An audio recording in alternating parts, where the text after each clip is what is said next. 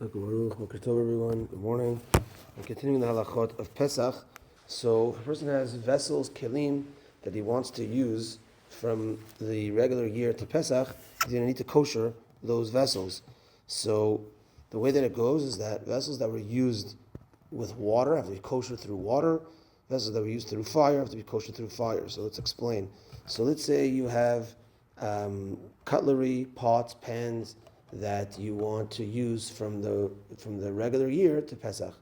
So those are items that everything connects through fire, but there's also water involved, and the pot, pan, etc. So therefore, you're going to need to do hagalat kelim to kosher those items. So you'll see in the bulletin this week there's going to be hagalat kelim. If you want the details, I'll let you know in advance. There's hagalat kelim in the city this coming Sunday. It's going to be in the bulletin. But basically, in short, the way to do it is not to use the item for 24 hours. Make sure that it's clean. And then you have to have a boiling pot that is bigger than the item that you're putting in, and that you put the item fully submerged in that boiling pot when the water in that pot is bubbling. Not just those little bubbles, but actually bubbling. And then once you put it in, you take it out. Now at that point, it is totally parv and totally could be used for Pesach. You have to make sure to clean it well. If you have knives, it's clean right where it connects to the handle, etc.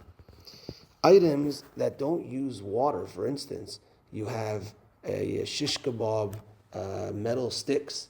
Right? You can buy those cheap. You don't have to save them for Pesach also.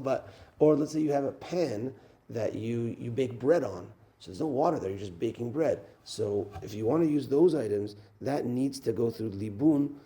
Maybe libun kal, which is kind of blowtorching it. I think they're going to be doing that there as well.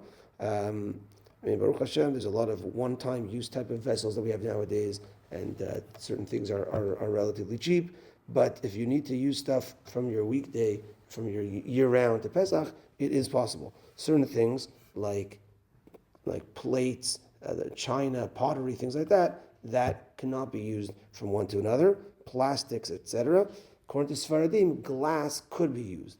So glass cups, glass plates, you just need to wash it with soap, wash it well, and then you are good to go. Ashkenazim are strict on glass, Sfaradim are lenient. Last point, we'll talk about the oven. So koshering your oven from regular year-round use to Pesach use. So number one, you need to clean it very, very well.